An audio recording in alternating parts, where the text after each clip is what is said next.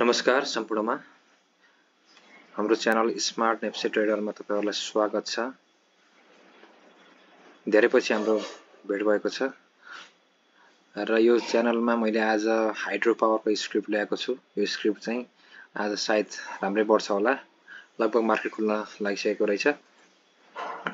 यो स्क्रिप्ट चाहिँ तपाईको हिजो चाहिँ एकदम राम्रो ठाउँमा बसेको छ र भोल्युम अस्ति र हिजो चाहिँ भोल्युमले पनि थोरै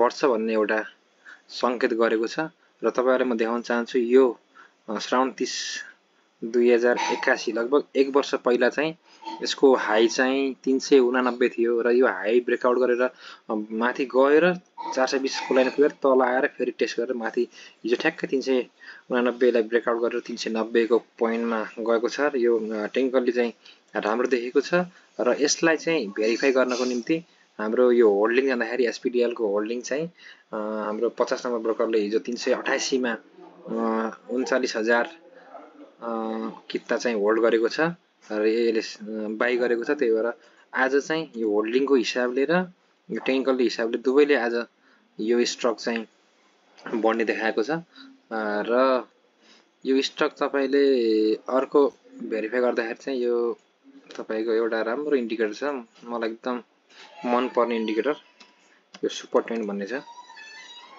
यो सुपर ट्रेन्ड इन्डिकेटर कस्तो छ भन्दाखेरि यो इन्डिकेटरले भेरिफाई गरेको चाहिँ पहिला नै हो, यो बिन्दुमा हो 348 को बिन्दुमा र यो माथि गएर यो बिन्दुलाई नकटाएर माथि जानु नै एउटा लगभग भेरिफिकेसन हो। अब यो बिन्दु माथि कटाएर लगभग 1 वर्ष पुरानो हाईलाई कटाएर माथि बसेको छ र यसलाई भेरिफाई गर्नलाई होल्डिङले पनि तपाईलाई भेरिफाई गरेको हुनाले यो स्टक चाहिँ आज अवश्य पनि बढ्छ जस्तो लागेको छ। लगभग 3 मिनेट बाँकी छ, अब मार्केट खोलेपछि तपाईहरुले देखिहाल्नुहुन्छ। र अर्को स्टक मैले ल्याएको छु आजको निम्ति सीएचडीसी। यो करिब 2 महिनाको अन्तरालमा हिजो चाहिँ ब्रेकआउट लगभग ब्रेकआउट भएको छ सीएचडीसी। हामी ग्राफमा जाउँ, हेर्नु त हिजो ठ्याक्कै यो बिन्दु तपाईको 2730 को बिन्दु हो। यो ठ्याक्कै हिजो ब्रेकआउट गरेर 2735 मा बसेको छ र यो एकदम राम्रो स्क्रिप्ट छ। यो लगभग आज चाहिँ हिजो होल्डिङ पनि राम्रो छ, भोल्युम पनि राम्रो आएको छ हैन। आज यो स्क्रिप्टले राम्रै गर्छ जस्तो लाग्छ। यो एउटा रेजिस्टेन्स लाइन कटाएर माथि गइसकेको छ। त्यही भएर यो स्क्रिप्ट पनि तपाईले आफ्नो डिम्याटमा राख्नु भयो भने राम्रो देखिन्छ।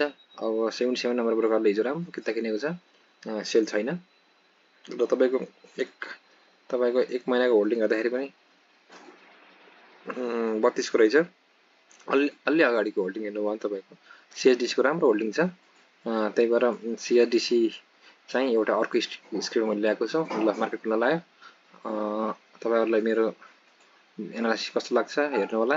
र आज मलाई चाहिँ एसपीडीएल चाहिँ राम्रो बढ्छ जस्तो लागिरहेको छ। हेरौँ कतिको प्रेडिक्सन मिल्छ।